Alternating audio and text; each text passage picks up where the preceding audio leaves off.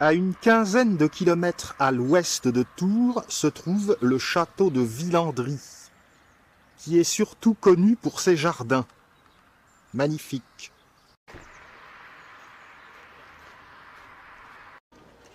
Villandry est un des derniers nés des châteaux Renaissance. Il date de 1536. Les carpes dans les douves.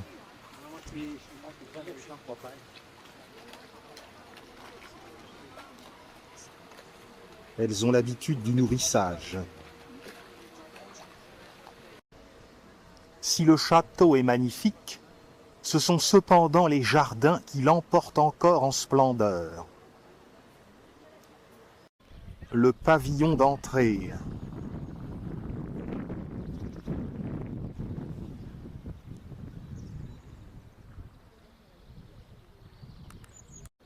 Les tourelles d'angle des châteaux de la Renaissance sont remplacées ici par des façades carrées. Cela annonce les châteaux d'Île-de-France.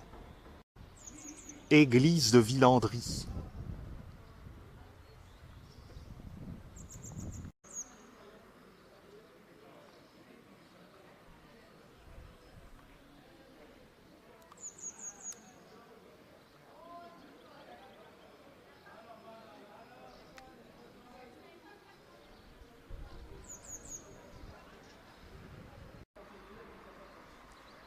Un petit balcon va nous permettre de voir déjà les jardins de haut.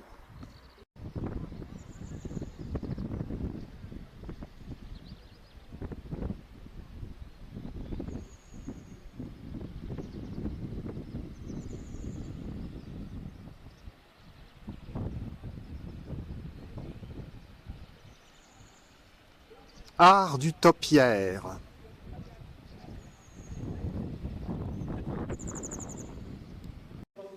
Le marbre dans la cour du château.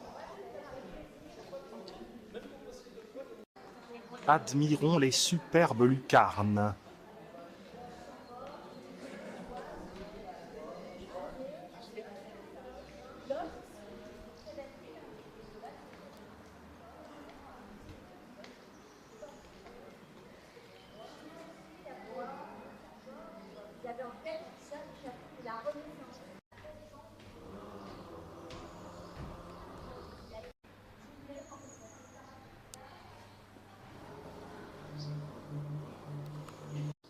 Des photographies nous donnent un aperçu des jardins à différentes saisons.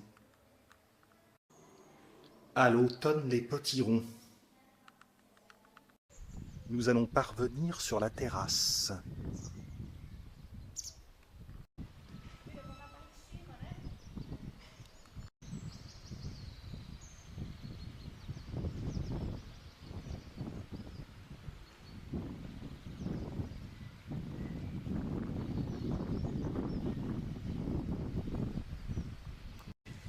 Superbe.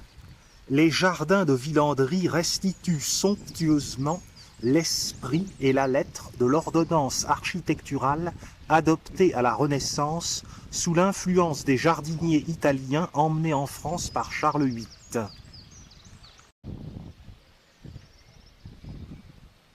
Pour examiner l'ensemble, montons encore d'un cran pour accéder au belvédère.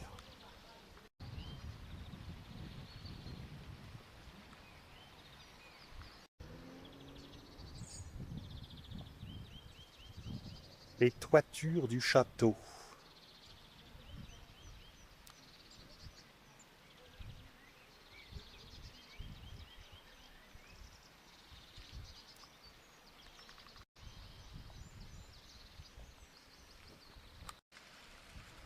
Ces jardins sont un croisement entre les jardins monastiques d'autrefois et le goût des jardins à l'italienne.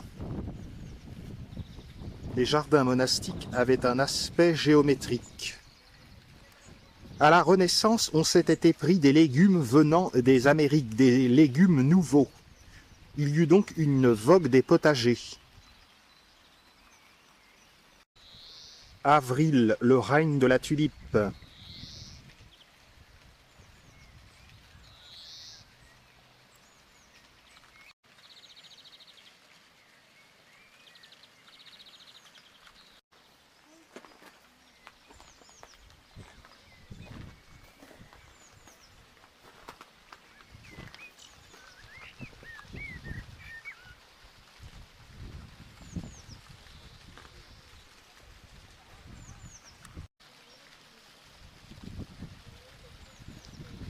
Ici, pour la symétrie, les jardiniers doivent avoir le sens des mathématiques.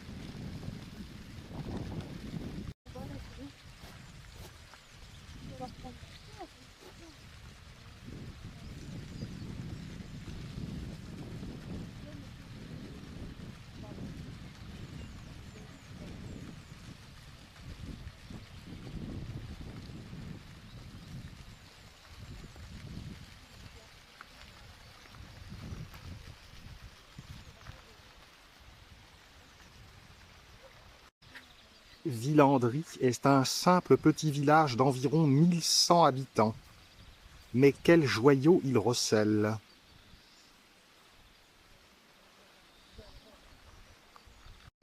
Le château est propriété depuis 1906 d'une famille espagnole, la famille Carvalho.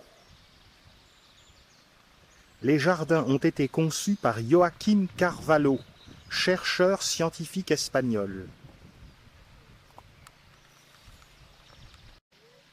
Le jardin compte 9 hectares de jardin et de bois, dont 5 hectares cultivés, 52 km de buis, 250 000 plants de légumes et de fleurs, 40 espèces de légumes.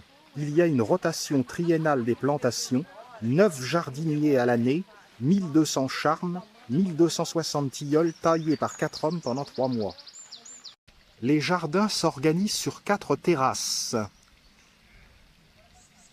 La terrasse la plus élevée est celle des Jardins du Soleil. Il y a ensuite le jardin d'eau, puis le jardin d'ornement, plus bas, et encore plus bas derrière, le potager et le jardin des simples.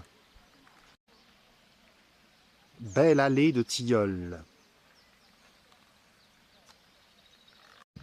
Canaux, fontaines, cascatelles, cloîtres de vignes, ainsi que la vieille église romane de Villandry en arrière-plan, fournissent un ravissant fond de décor à ce spectacle toujours changeant. Nous observons ici le niveau numéro 2, qui est le jardin d'eau, avec son miroir Louis XV, formant une réserve.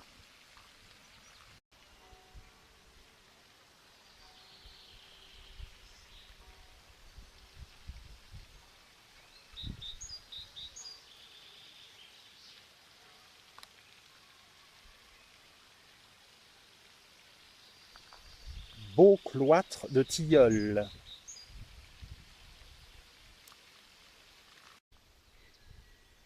Il est possible de faire une promenade dans les bois. On domine les jardins de 30 mètres. Voici à une extrémité un pavillon XVIIIe siècle absolument charmant.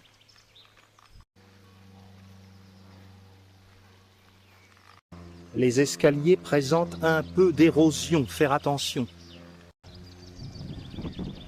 Le colonel monte la garde.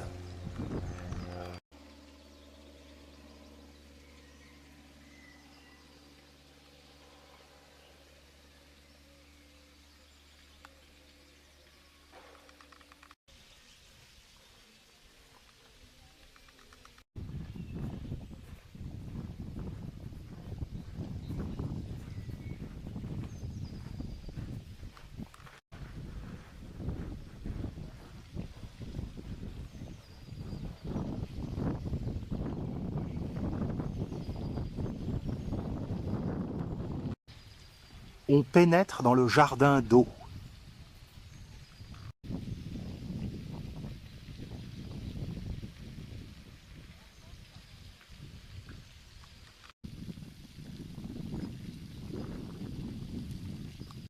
Le cloître de tilleuls.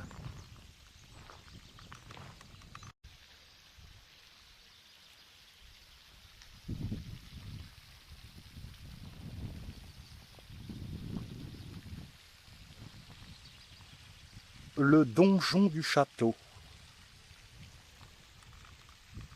Le miroir Louis XV.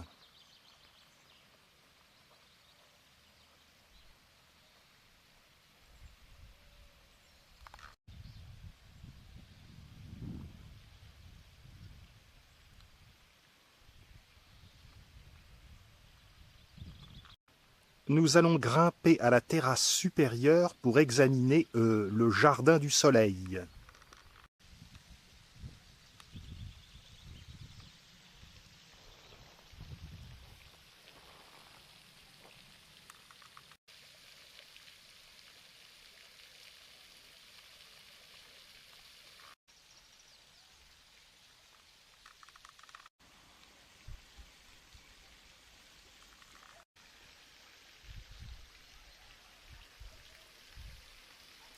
Belle vue d'ensemble du jardin d'eau.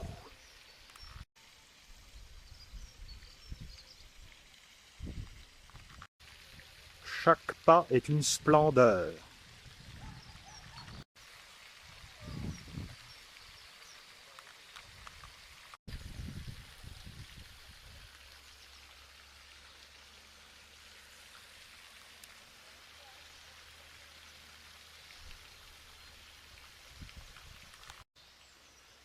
On pénètre maintenant dans le jardin du soleil. Situé sur la terrasse la plus élevée, il domine l'ensemble du domaine et a récemment remplacé une prairie bordée de tilleuls. C'est un cloître de verdure divisé en 3 chambres.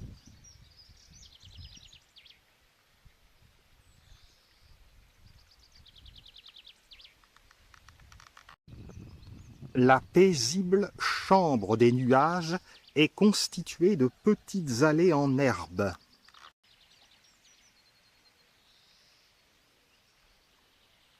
Dans des parterres en triangle, on trouve des arbustes et des plantes vivaces bleues ou blanches.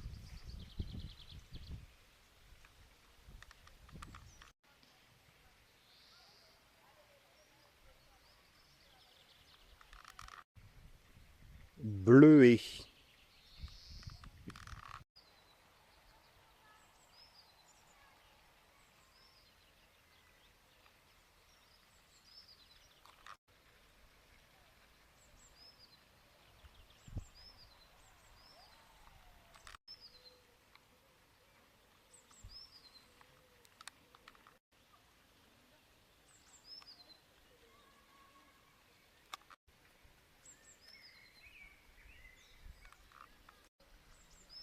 Frêne en floraison.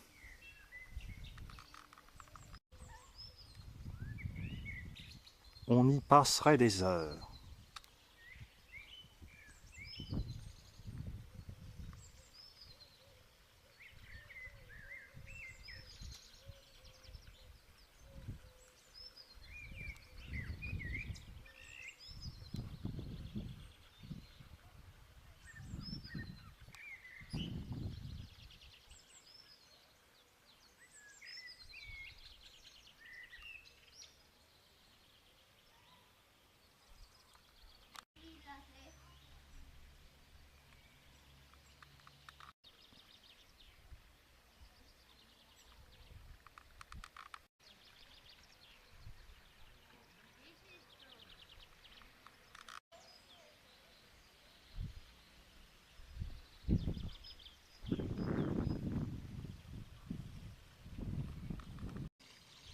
Glycine blanche, particulièrement odorante.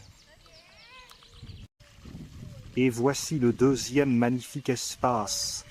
Dans les tons orange et jaune, la chambre du soleil. La fontaine centrale, en forme de soleil, a été réalisée par Joaquim Carvalho.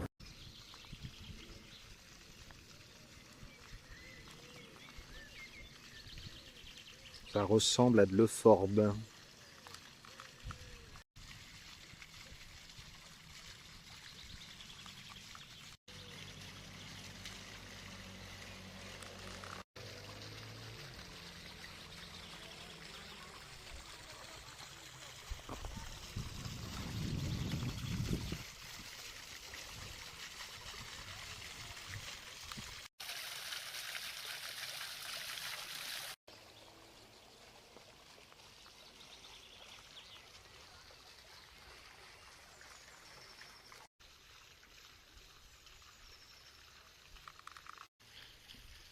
Un acer ou érable.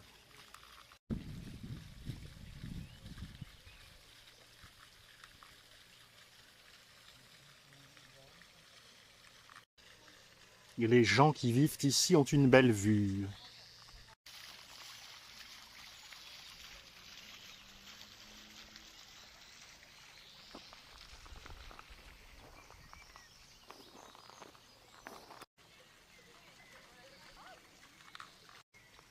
Nous pénétrons dans la 3e chambre, celle des enfants, où se trouvent des pommiers. La chambre des enfants abrite des jeux.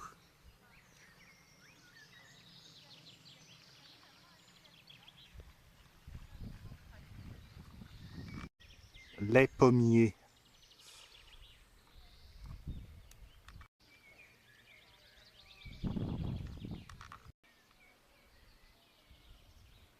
Voilà pour le jardin du soleil. Poursuivons la visite.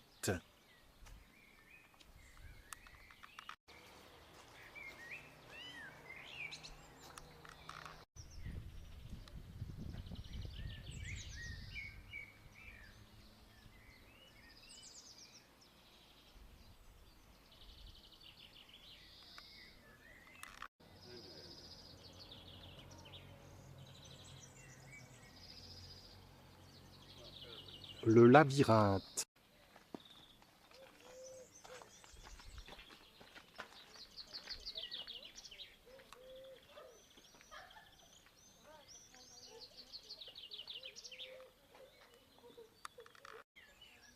Le mur du château et le village.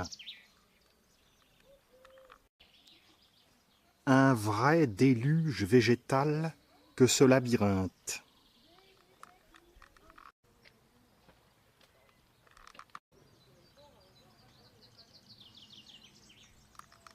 Le labyrinthe ne semble pas extrêmement compliqué en fait.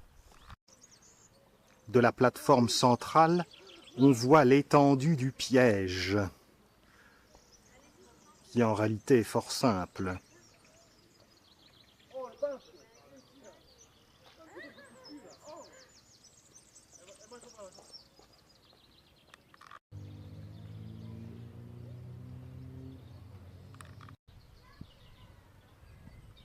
Le château, au-delà de la mer de Tilleul.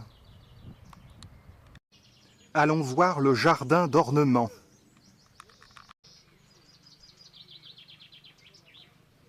Du donjon également, on a une superbe vue.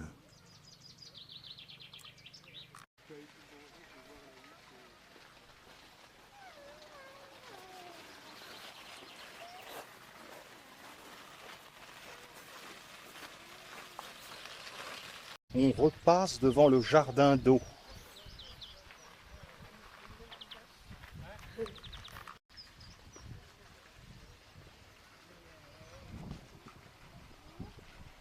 L'art du topiaire.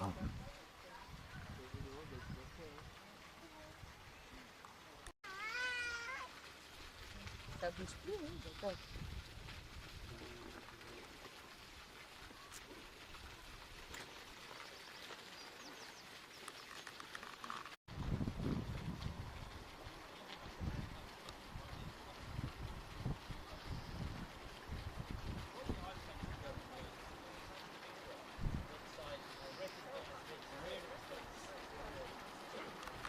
Le jardin d'ornement est divisé en 2 salons. Un représentant la musique et l'autre à côté représentant l'amour. Les massifs sont constitués de buis. Un canal sépare les 2 salons du jardin d'ornement.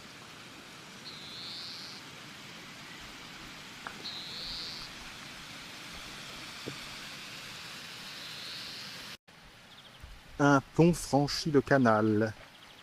Il me fait irrésistiblement penser au pont des Soupirs. Superbe charmille.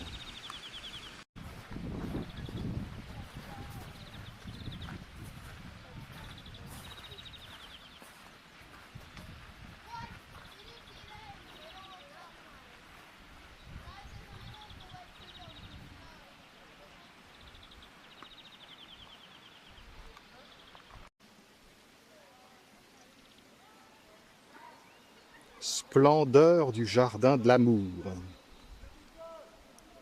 et tous ces buis taillés, comme de superbes petits champignons.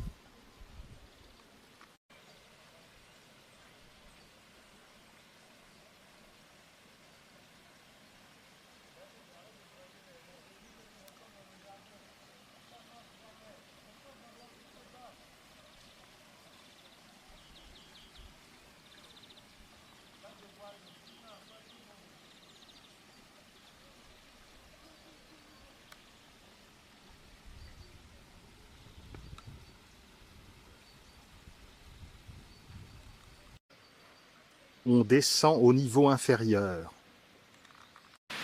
Le canal qui descend du jardin d'eau.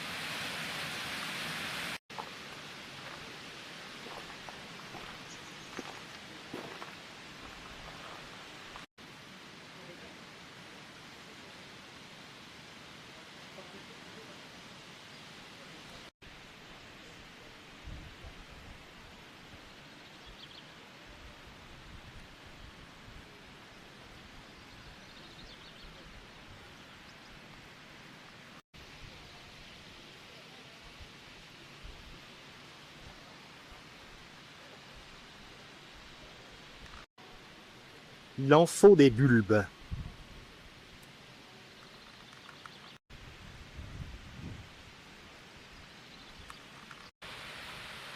Trois étages de cascatelle.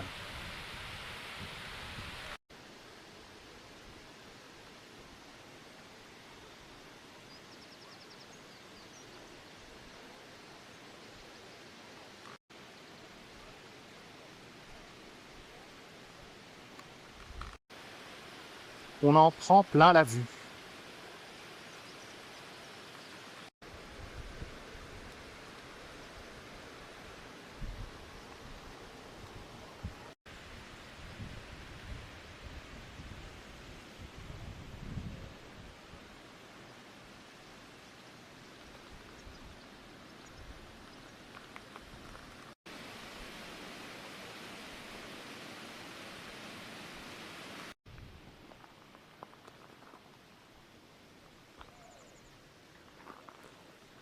On domine le potager.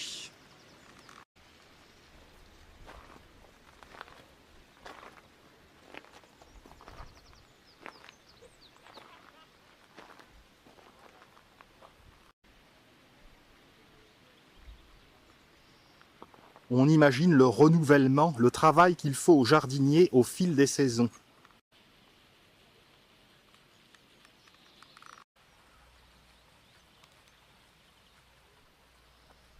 Quand trouve-t-il un moment pour tailler le buis? Quand trouve-t-il un moment pour changer les fleurs lorsque, par exemple, les tulipes fanent? Il y en a tellement à changer.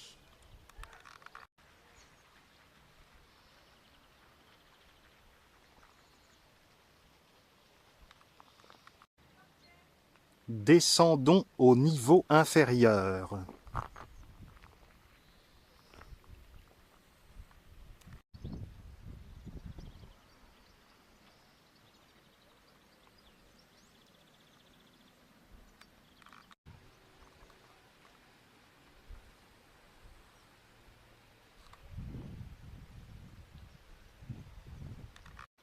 Le potager Renaissance, situé au niveau inférieur, constitue la section la plus originale du domaine, formant un damier multicolore avec ses 9 carrés plantés géométriquement de légumes et d'arbres fruitiers.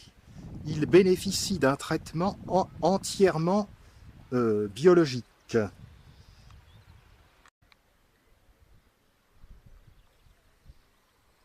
Ça met en appétit.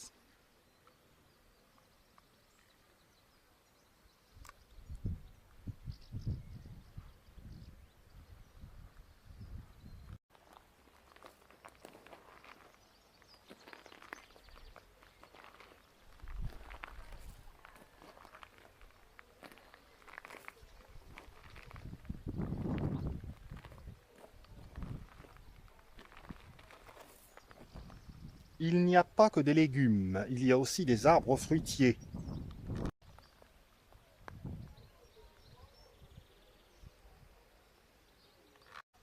tel ce beau poirier.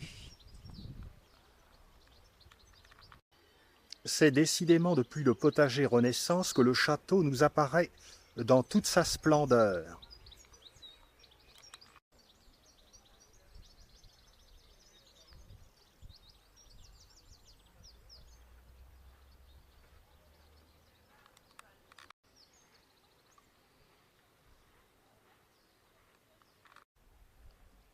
Ce découpage est bien savant.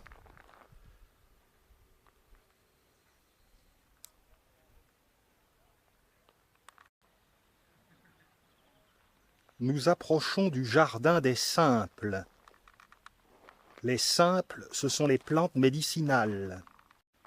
La charmille au-dessus de nous.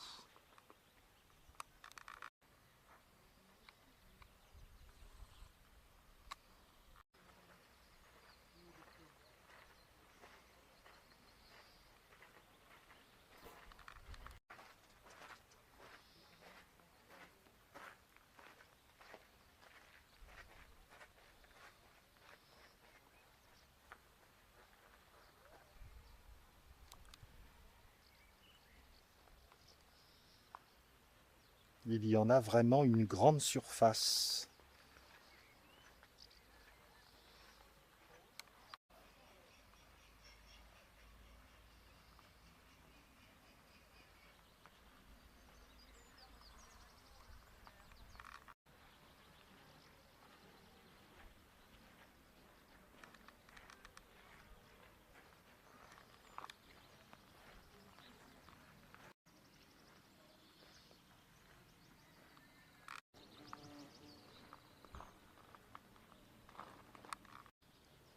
Chevet de l'église romane de Villandry.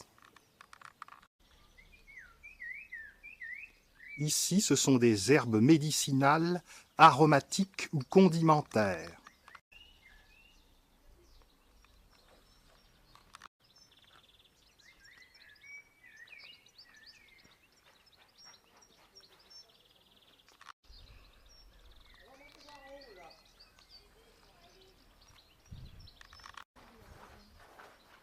Cette montée au jardin des simples nous permet d'avoir un point de vue superbe sur le potager.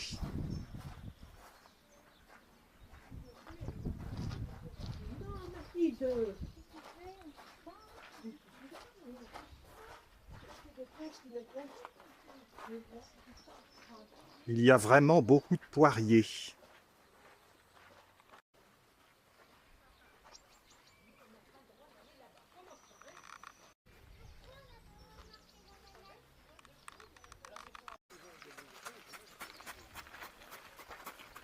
Coraline, arrête, c'est pas un jeu, on est au milieu des plantes.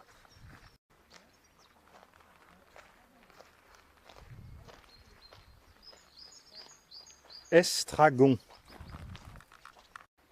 Sauge pourpre. Le délicat fenouil. Marjolaine. Coriandre.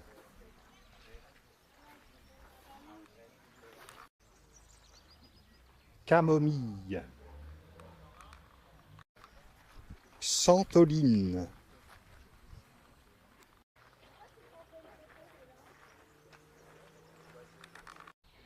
Menthe poivrée orangée. Menthe Budleia.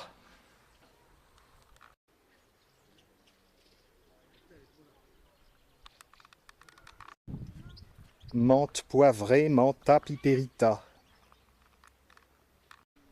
Menthe chocolat. Menthe bergamote.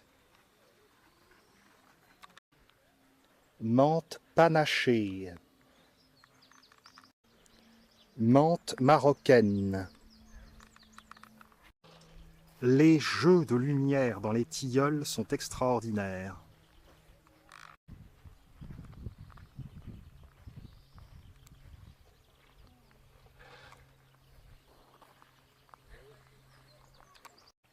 Échinacée pourpre.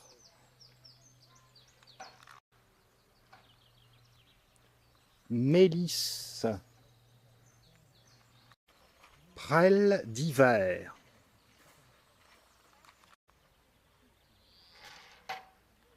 Armoise. Ail des montagnes. Pulmonaire officinal. Hysope officinal. Consoude.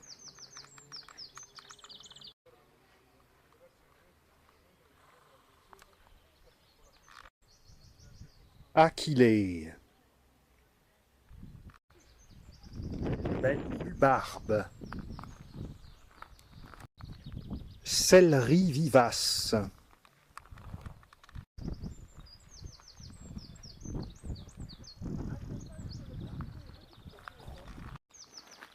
Ciboule. Verveine citronnelle. Rai fort. Oseille pourpre.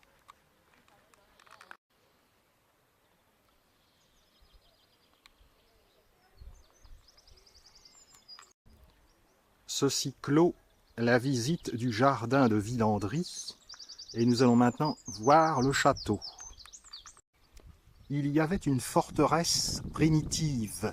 Il n'en reste que le donjon carré qui a été accolé à la construction Renaissance du XVIe siècle, fini de construire en 1536.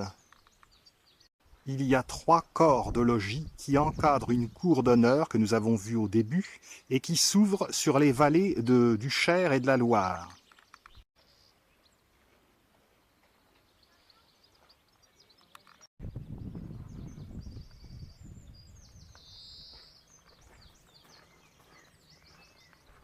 L'aménagement intérieur du château a été entièrement repensé.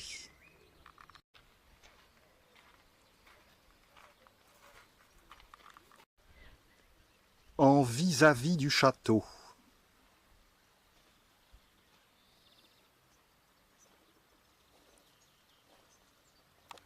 C'est Jean le Breton qui a fait les constructions Renaissance.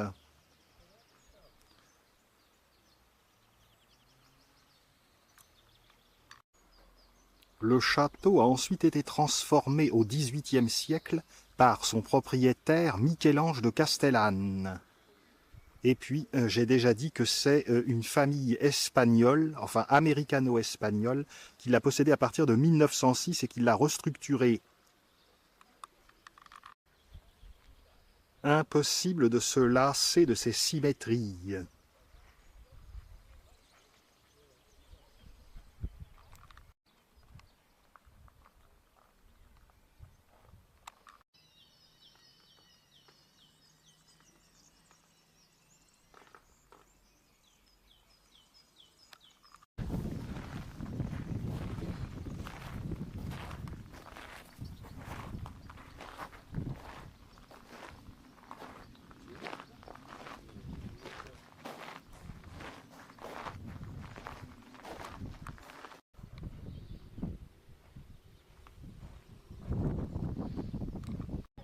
Un calendrier est strictement établi selon une rotation triennale.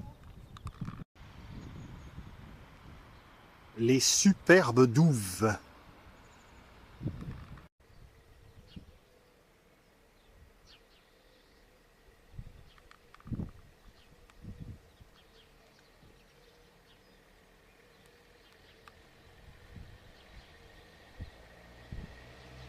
Que de carreaux à nettoyer.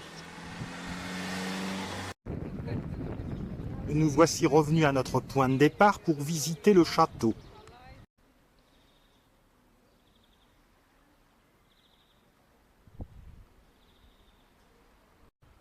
On sent l'influence italianisante.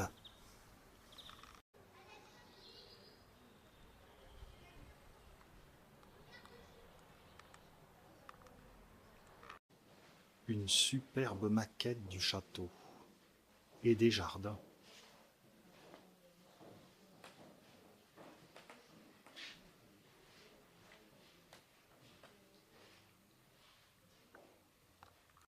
Le jardin des simples.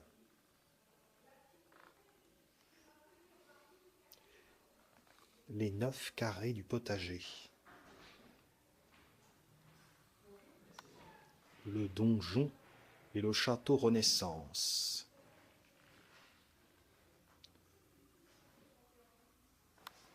Le jardin d'ornement, salon d'amour et salon de musique.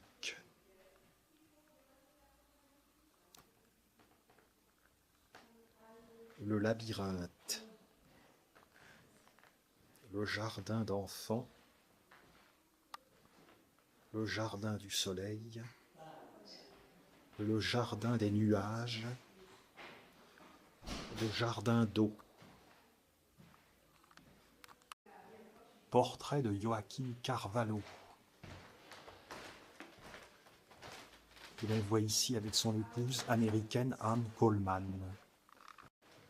Au début du XIXe siècle, Jérôme Bonaparte, frère de Napoléon, fut propriétaire de Villandry. Sur cette photographie, nous voyons le château de Villandry avant les restaurations entreprises par Joaquim Carvalho. Et notamment, on voit la différence au niveau du donjon. On compare sur cette photographie récente, il n'y a plus rien sur le donjon. On constate également qu'un grand nombre de fausses fenêtres a été enlevé. Voici le salon et le cabinet de travail. Il est aménagé avec un mobilier du XVIIIe siècle. Fauteuils et bergères recouverts de soie provenant d'une manufacture tourangelle, toujours en activité.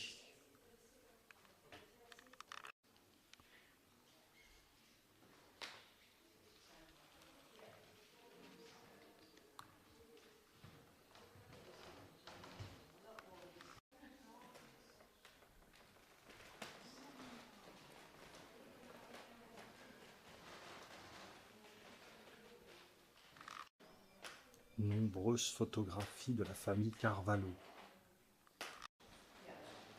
Le cabinet de travail est contigu au grand salon.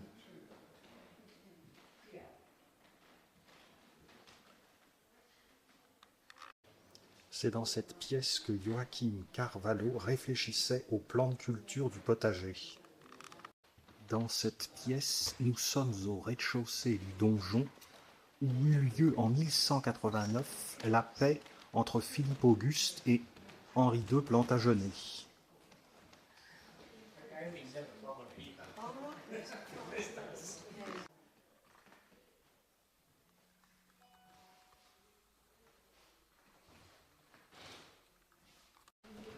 Pièce suivante, c'est la salle à manger.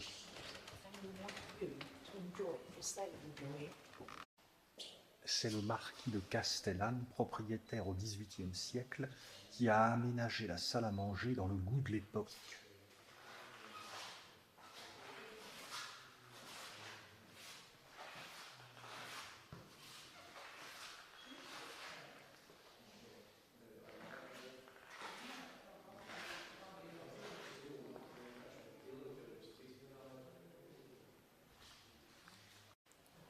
Plus de parquet ici, mais du marbre. Plus de tapisserie, mais des boiseries. On peut voir les jardins d'ornement depuis cette pièce.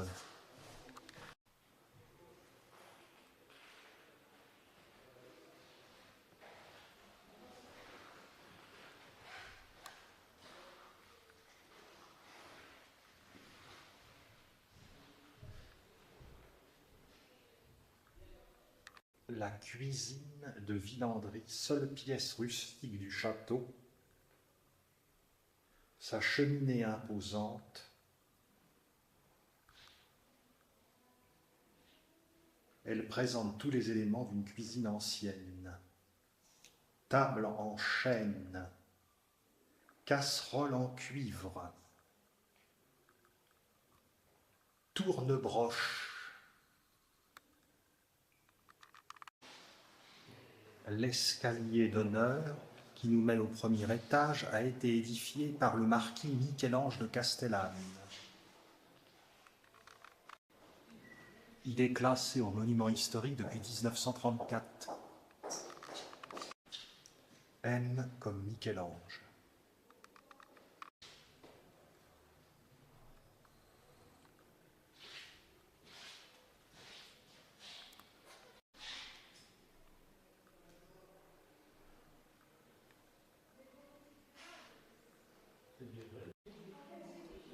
Au premier étage, on trouve les chambres. La chambre du prince Jérôme. Le prince Jérôme était un frère benjamin de Napoléon. La chambre est décorée de style empire, notamment avec ses meubles en acajou. L'enfant au carton. Portrait de Monsieur Augustin Chopin d'Arnouville. Jeune fille au bonnet.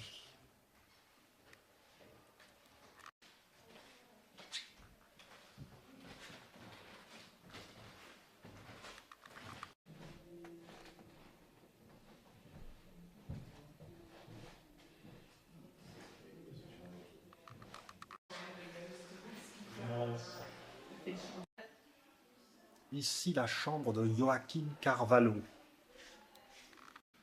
le grand restaurateur de Villandry et créateur des jardins. Il était passionné d'art, d'architecture et d'histoire. La statue de Saint François rappelle la place de la religion chrétienne dans la vie de Joachim Carvalho.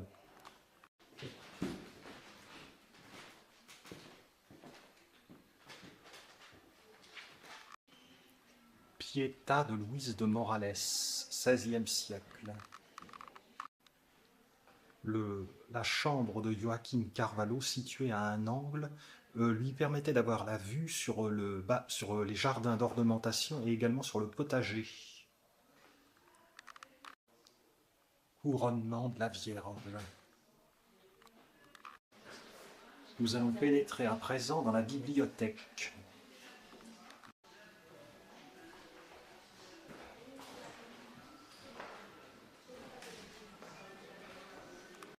La bibliothèque contient également de belles peintures. Portrait d'un universitaire. L'ami chinois de la famille, Monsieur Wu.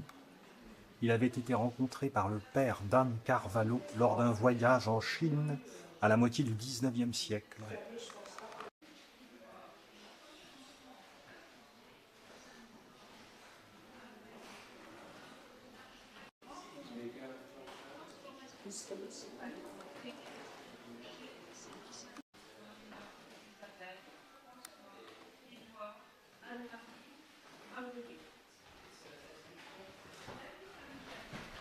Le parquet de la pièce suivante est un chef-d'œuvre du XVIIIe siècle. Nous sommes dans la chambre du potager. Bien souvent, le futur en matière de climat se voit par le paysage de des nuages. L'été, on fait des légumes plus variés. Pendant l'été, on a plein de ces salades. À la fin, dans la ville, on va les faire entre le producteur et l'intrant. Et s'il est trop levé, on fait ce qu'on bosse avec. C'est relou d'un potager. Cette pièce justifie bien son nom. Mais c'est agréable.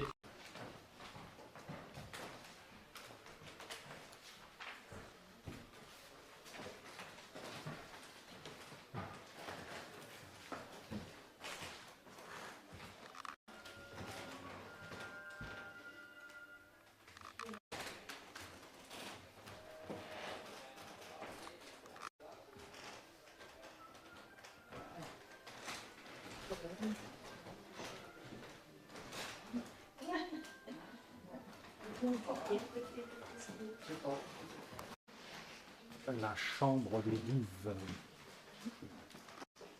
C'était la chambre d'Anne Carvalho. et on trouve des tableaux de ses enfants.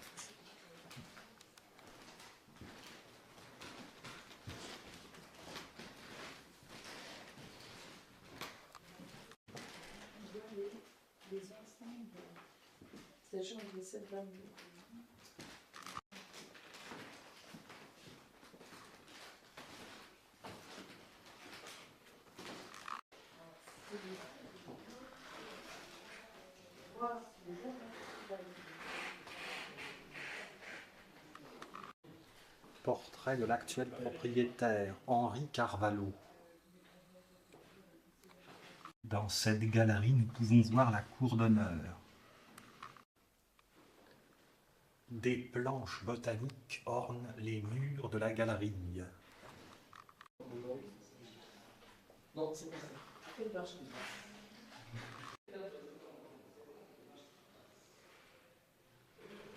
Une galerie artistique est installée dans cette aile. Plantation de Saint-Antoine de Giordano. Saint François et l'ange musicien. Saint Sébastien allongé. Oui, on va. Élément d'un tabernacle. Saint François recevant les stigmates. Saint Jean de Matha distribuant les aumônes. Portrait d'une femme malade. Saisissant portrait de décapité pendu par les cheveux, attribué à l'école de Goya. Nain assis. Vanité du savoir. Les chats musiciens. Voici une belle galerie.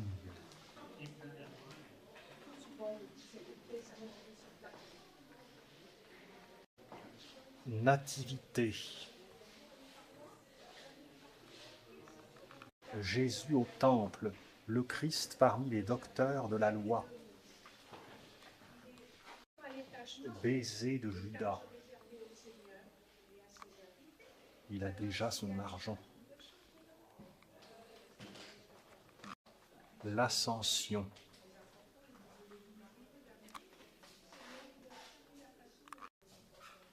Saint Paul. Saint Jean.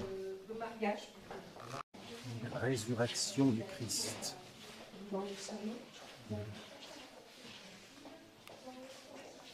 Saint Michel, archange, terrassant le démon. Christ en croix. Christ au roseau. Déploration. Mariage mystique du Christ et de l'Église.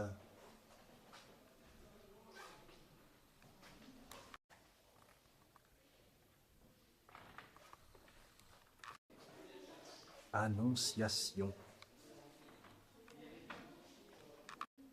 Assomption de la Vierge.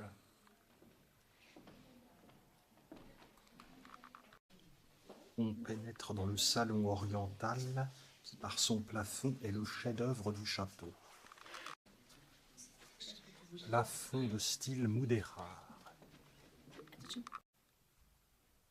Entrelacs, dorure, inscription arabisante.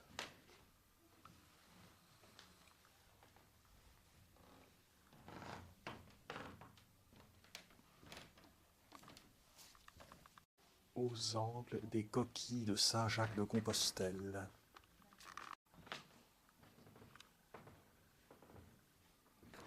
Cortège de son Excellence, le comte de Castellane à travers la cour du Sérail.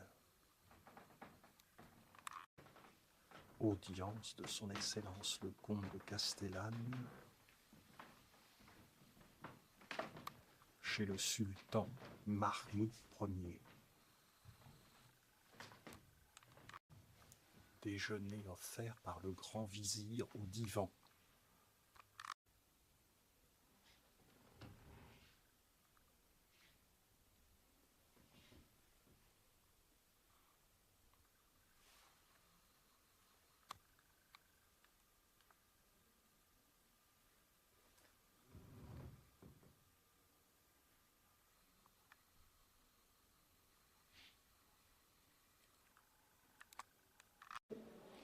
Le second étage mène à la chambre des enfants et à la terrasse du donjon. Il y a 2 chambres au total.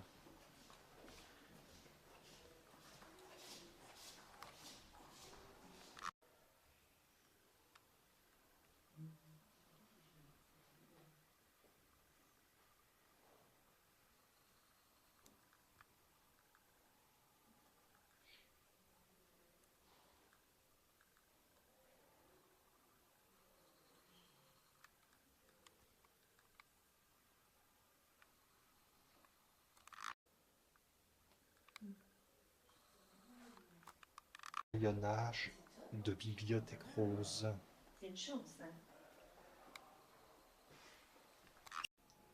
Seconde chambre.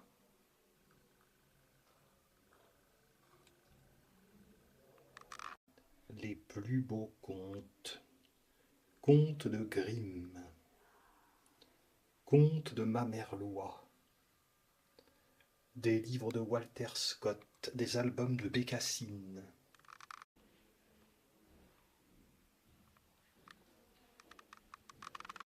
Maquette du château.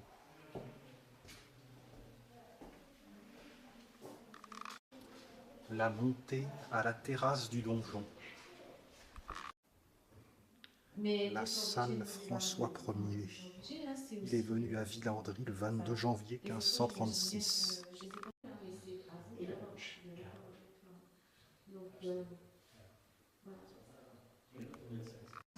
Et il a trouvé du travail, il a dit, c'est jamais.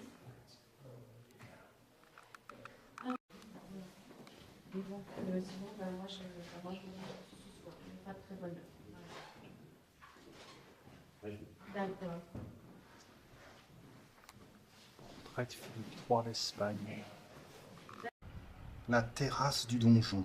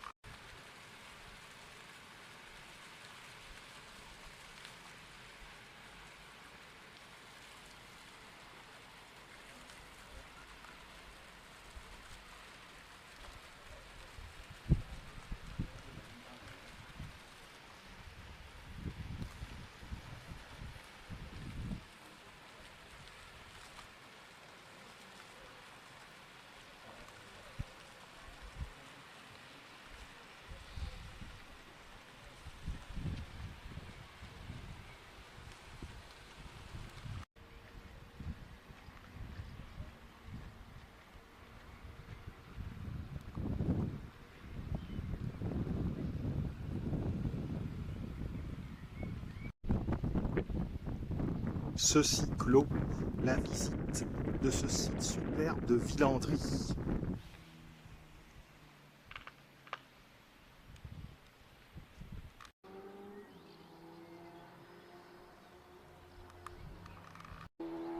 Nous sommes à proximité du Cher qui coule parallèlement à la Loire.